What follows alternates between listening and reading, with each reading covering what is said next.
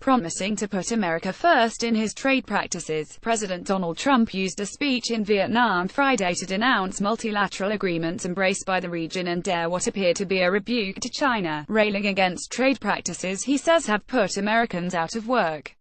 From this day forward we will compete on a fair and equal basis, Trump told a gathering of CEOs on the sidelines of the annual Asia-Pacific Economic Cooperation Summit in Vietnam. We are not going to let the United States be taken advantage of anymore. I am always going to put America first. In his speech, Trump told executives gathered in the coastal city of Da Nang that he was happy to enter into bilateral trading agreements with any of the nations in the Indo-Pacific region, but only if they are reciprocal and fair. What we will no longer do is enter into large agreements that tie our hands, surrender our sovereignty, and make meaningful enforcement practically impossible, Trump said. As one of his first acts as president, Trump rejected the far-reaching Pacific Rim Trade Pact known as the Trans-Pacific Partnership, disappointing many nations in the region, including the summit's host Vietnam.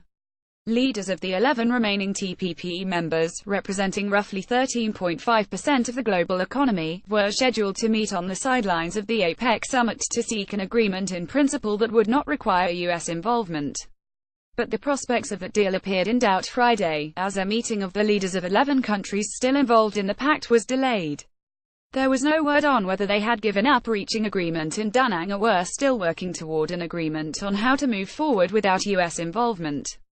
Meanwhile, a 16-member region-wide pact called the Regional Comprehensive Economic Partnership is also under negotiation. It encompasses China and India but also does not include the U.S. Trump also took aim at what he described as abusive trade practices he said had hurt many people in our country. He described jobs, factories and industries being stripped out of the United States and out of many countries as a result. Without singling out China by name, Trump argued the U.S. had adhered to World Trade Organization principles, only to be taken advantage of by countries that had ignored the rules and engaged in harmful practices such as product dumping, currency manipulation and government subsidizing of goods. We can no longer tolerate these chronic trade abuses and we will not tolerate them, he said.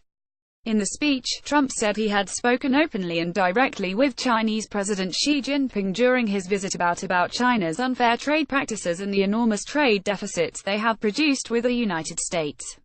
Trump said China's trade surplus, which stood at $223 billion for the first 10 months of the year, was unacceptable, and repeated his language from Thursday when he said he did not blame China or any other country for taking advantage of the United States on trade.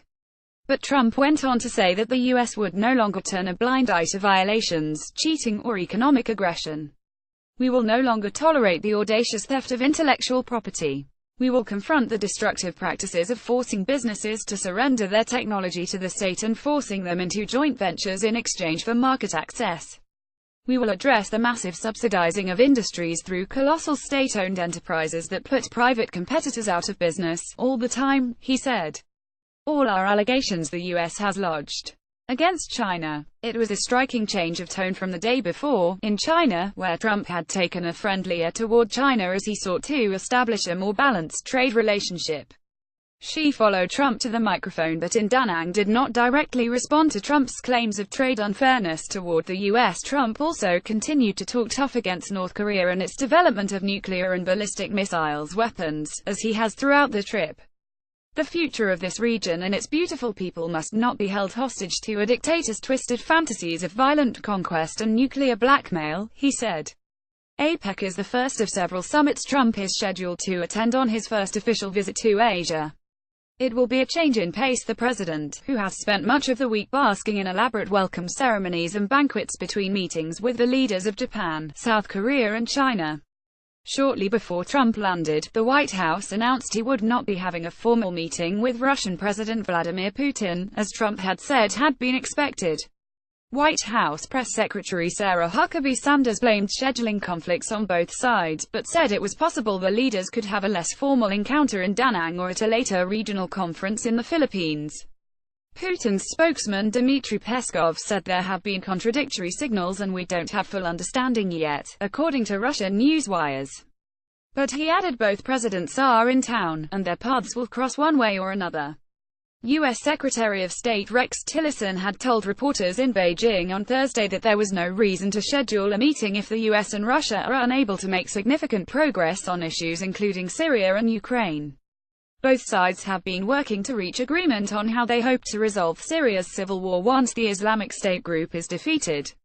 The potential understanding comes as an array of forces are near a final defeat of IS, the extremist group that once controlled vast stretches of both Iraq and Syria.